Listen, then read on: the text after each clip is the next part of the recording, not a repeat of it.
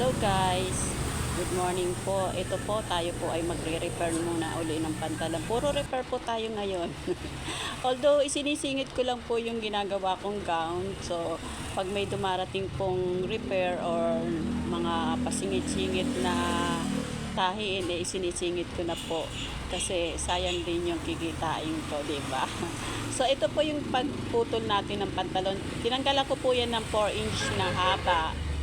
And then, kinuha ko po yung pinakalaylayan niya, yung original na tahi na tupi po sa laylayan. And then, ayan po, ikinabit na po natin.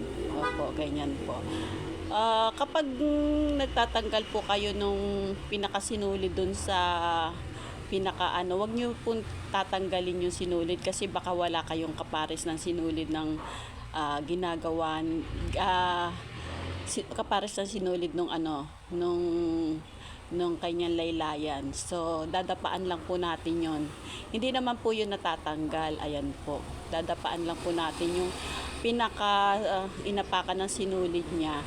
Para yung pa rin po yung style ng sinulid na nakakabit yan.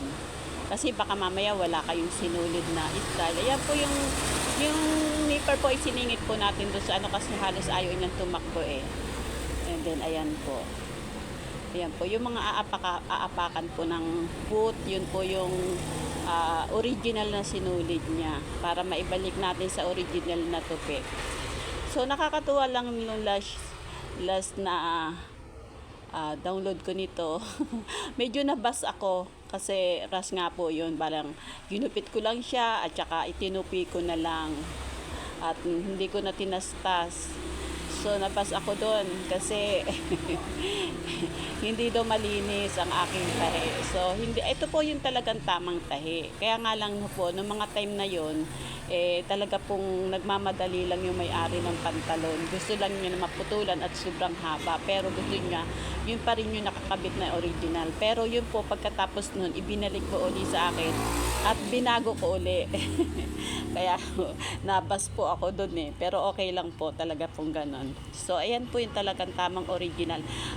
Gugupitin nyo siya sa haba niya and then tatanggalin nyo po yung pinaka huling tupi.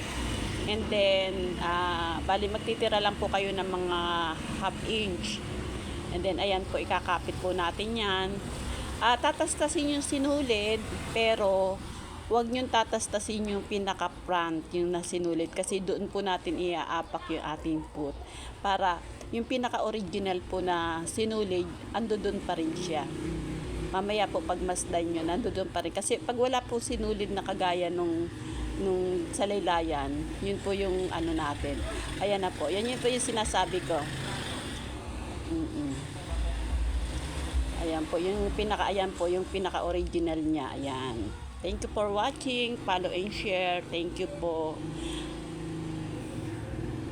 Ayan po. Tapos na po ang ating repair. Meron pa po isa. Dalawa po yan.